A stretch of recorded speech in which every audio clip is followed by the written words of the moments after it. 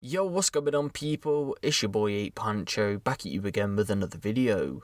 And so for these next 3 stories, we've got to head over to West and Northwest London. And over this past week or so, believe it or not, some pretty crazy stories have been coming from there. And if you've read the title of this video, then you'll kind of catch my drift of what I'm talking about. But first, we've got to head over to Notting Hill, where just after 10 PM on Friday the 15th of January, police were called to Cornwall Present to reports of shots fired. When they arrived though, no one was injured and no arrests were made. At around 10 PM the following day, police were called to an address in Ladbroke Grove to reports of shots fired once again. When they arrived at the address, fortunately no one was injured, but there was evidence that a firearm had been discharged after a window was found to have been damaged. It was also reported that a young baby was in the room where the shot had been fired into, but again, there was no reports of any injuries. An investigation has been opened by Operation Trident, and they've come out to say that they firmly believe that the 2 shootings are linked. In a statement they said on both occasions it is believed the suspect or suspects were on a moped at the time of the shootings. While both incidents are being linked, detectives retain an open mind as to the motive behind them. So if the initial reports were right in saying that a young baby was in the room of where the shots were fired into, then this is an extremely lucky situation, and I could have been reporting on a completely different story right now. But of course inquiries are ongoing, so as I get more updates surrounding this situation, as always I'll keep you guys updated on this one.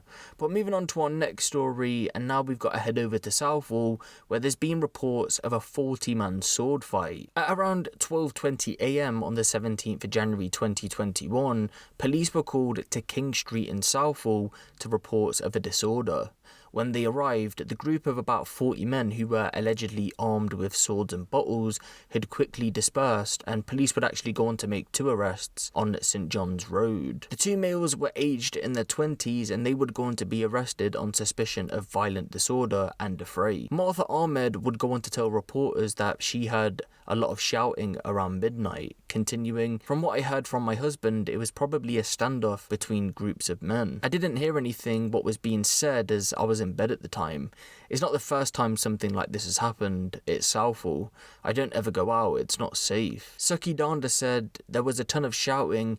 You couldn't really hear what was going on, so we looked outside and saw a man being tackled to the floor by police. One of the men was arrested outside our front door at around 12:30 AM in the morning. It's absolutely crazy. What were 40 people doing out together anyway?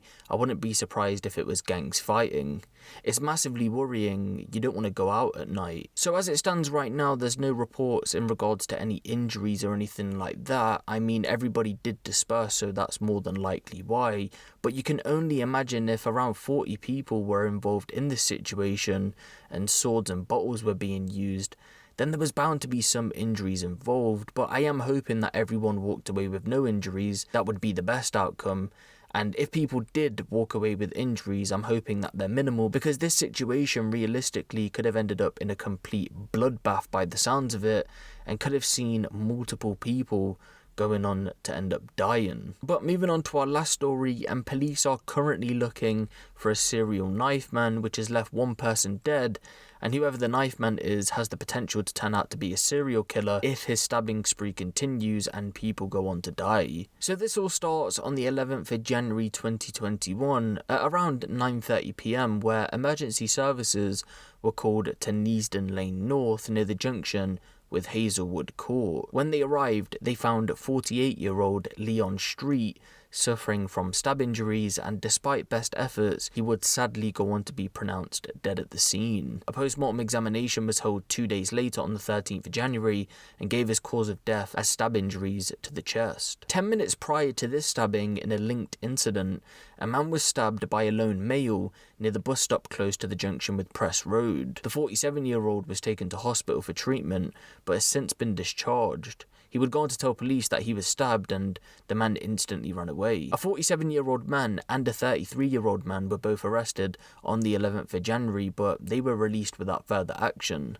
The 47-year-old who was arrested, by the way, was the man who had been stabbed in the non-fatal stabbing. But with no arrests and appeals from the police coming up with nothing, Everything would go quiet for a few days, and that was up until yesterday morning, where a third stabbing had taken place, which police are linking to the 2 previous stabbings. At around 9:50 AM on the 17th of January 2021, a 30-year-old man was stabbed close to that same bus stop, the one at the junction with Press Road, and he would be taken to hospital for treatment, but his condition is believed to be non-life threatening. Detectives are trying to establish a motive for the stabbings, and it's being reported that none of the victims had been robbed by the knife man, and the knife man is not thought to have said anything significant to the victims. Detective Chief Inspector Tom Williams of Specialist Crime said, "This is an investigation into 3 stabbings, one of which was fatal.